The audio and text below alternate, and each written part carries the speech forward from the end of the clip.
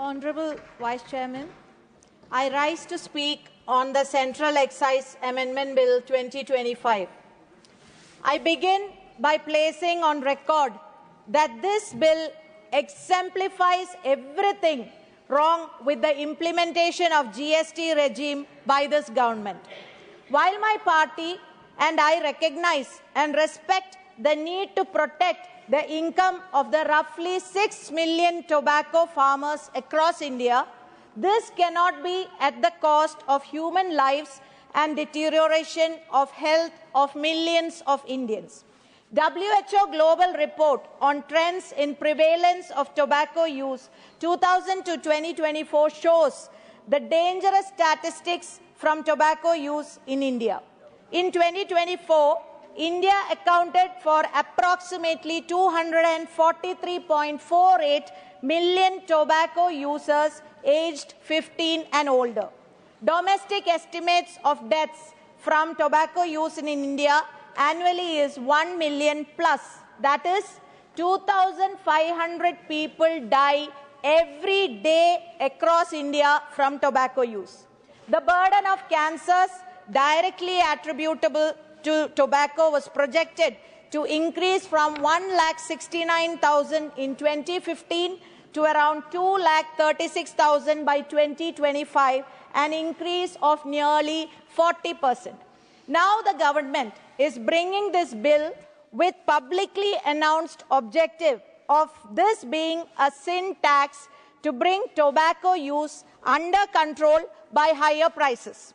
While the objective itself is laudatory, the hidden objective of this government is to raise resources by use of the so-called sin tax to cover the revenue shortfalls from the disastrous GST implementation.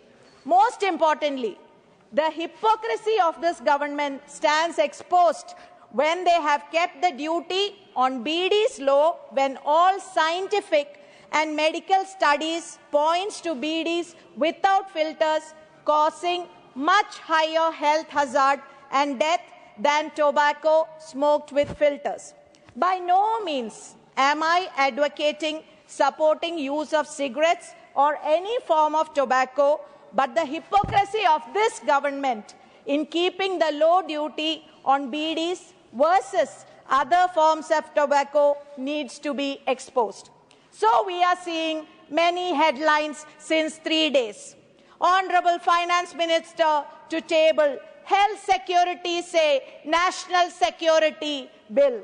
As I already explained, this bill does not secure the health of the nation.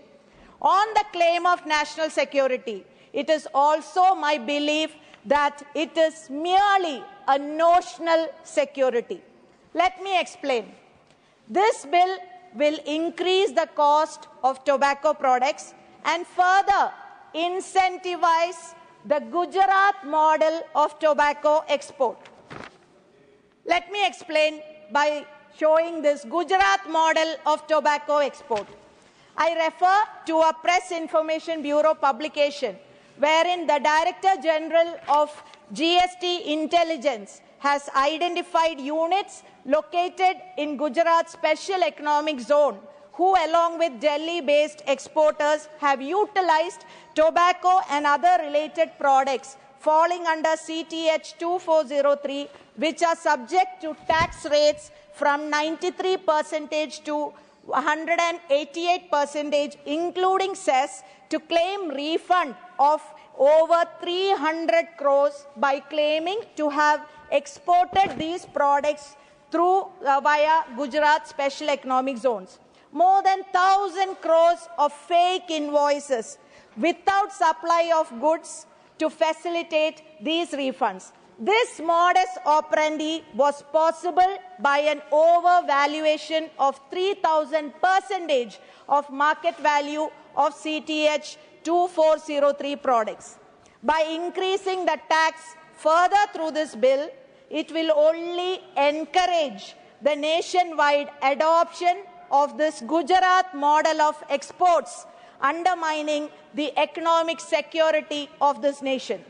Indian courts, including high courts, with reference to Supreme Court precedents, have stated that economic offences affect the nation's financial health and must be treated sternly, often describing them as a form of economic war due to their severe and far-reaching consequences for poor citizens and for the national economy.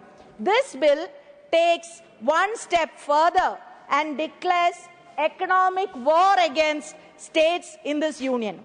The cess reduces fiscal space and financial autonomy of the state, while incentivizing Gujarat model of exports. Meanwhile, the state governments are left to deal with the health consequences from tobacco from the ever-shrinking financial resources. Now, my here Honourable MP, Arun Singh ji, our senior fellow member from the BJP, has exposed the attitude of Modi Sarkar. He says Modi Sarkar's bill provides for very high tax for smokers who use pipes. In Bollywood movies, you see pipes used by ultra-rich and the villains. He says Modi Sarkar has imposed high taxes on cigarettes, which, may I point out, is smoked by the rich, upper class and maybe middle class. And my respected fellow senior member from BJP, Arun Singh ji, says the government has imposed very low taxes on BDs smoked by the poor people. I am shocked, respected Vice Chairman, I am really shocked. What is Modi Sarkar's priority? Is it that they will frame policies including tax policies and high duties to safeguard the health and lives of the ultra-rich, rich, upper middle class and middle class, while they will frame policies including tax policies, low duties without any concern of high tobacco smoking by the poor, affecting their health and often leading to their death from cancer from tobacco. Our honourable leader of opposition in Lok Sabha so rightly called this Sarkar 11 years back. This is Soot Boot Ki Sarkar. How right our... Dr. V. Sivadas. Srimati Prabha Mallikarjun. Speaker.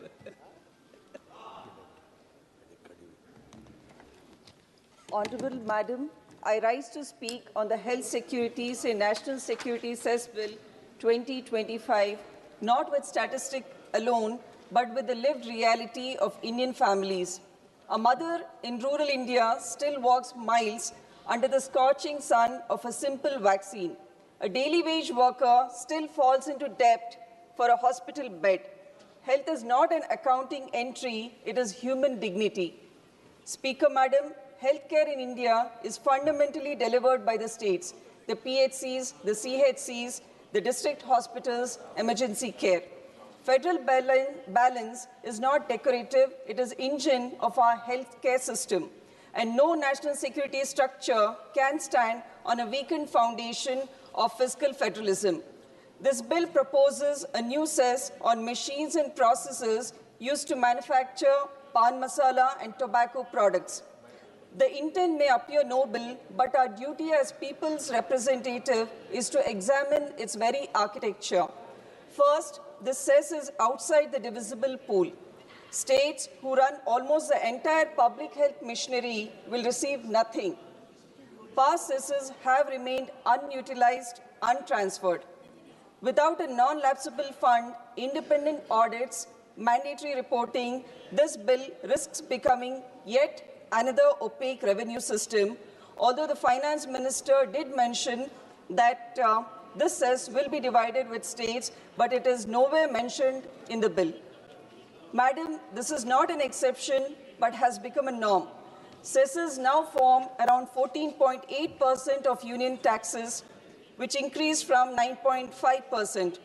Rupees 94,036 crore from the education cess, rupees 3.69 lakh crore from various other cesses has never been transferred to the designated funds, exposing systemic opacity and eroding federal trust. Additionally, the bill merges two important objectives, health and national security, into a single cess. This dilutes clarity, increases the risk of diversion, and makes auditing across two priority sectors very difficult. Instead of strengthening cooperative federalism, this bill creates a parallel stream outside the GST framework, exactly what the 14th and 15th Finance Commissions warned against when they urged raising states' share above 41%. Yet we see another levy that bypasses states entirely. Speaker, Madam, let us confront the public health burden this cess claims to address. As per the National Academy of Medical Sciences 2025, India records around 130,000 new oral cancer cases every year, and tragically over 75,000 annual deaths, which is among the highest in the world. A 2023 national study shows that patient spends on an average rupees 1 lakh out of pocket for oral cancer treatment, and 96% of families experience catastrophic health expenditure, meaning the illness destroys their financial stability. This is a real economic burden which India is facing.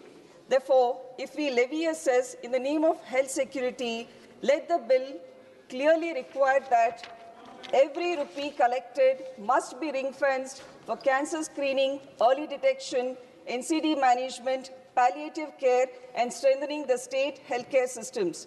Not a paisa should disappear into opaque accounts, like it's been happening.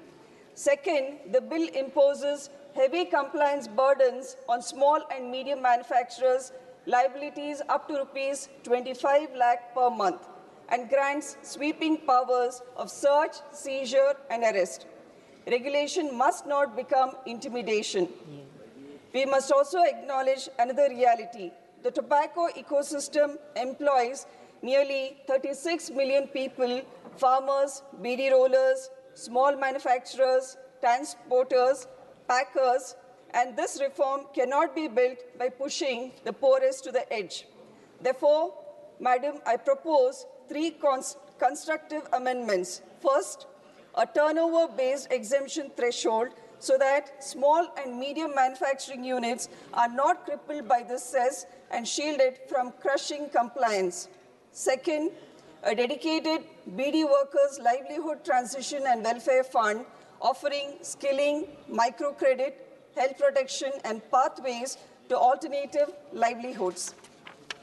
Third, a statutory requirement that a fixed percentage of the cess be transferred to the states to uphold fiscal federalism and equip the states to handle tobacco-related disease burdens.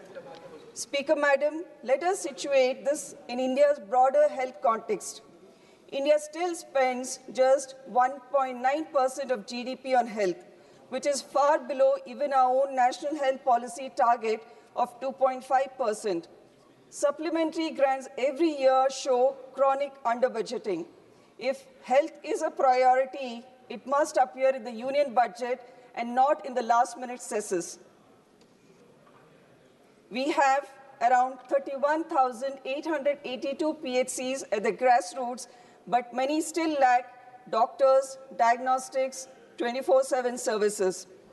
The ruling party mentions dash number of aims with a lot of pride, but in reality, we all know these aims are without specialists, mandatory health services, and long appointment waiting lists. Quantity without quality cannot deliver health security. A PHC without a doctor is a building. A CHC without diagnostics is just a signboard. This bill assumes higher taxation will curb addiction, but addiction cannot be fought with taxation alone. We need awareness campaigns, counseling, cessation clinics, and behavioral support. A cess cannot rebuild lives. A roadmap will definitely do, ma'am. Speaker, Madam, India needs a genuine alternative, raise health expenditure to at least 3% of GDP in the union budget through transparent budgeting. Treat states as equal partners in health planning and implementation.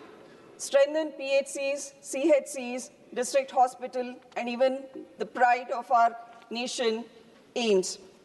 Focus on quality services, not just numbers.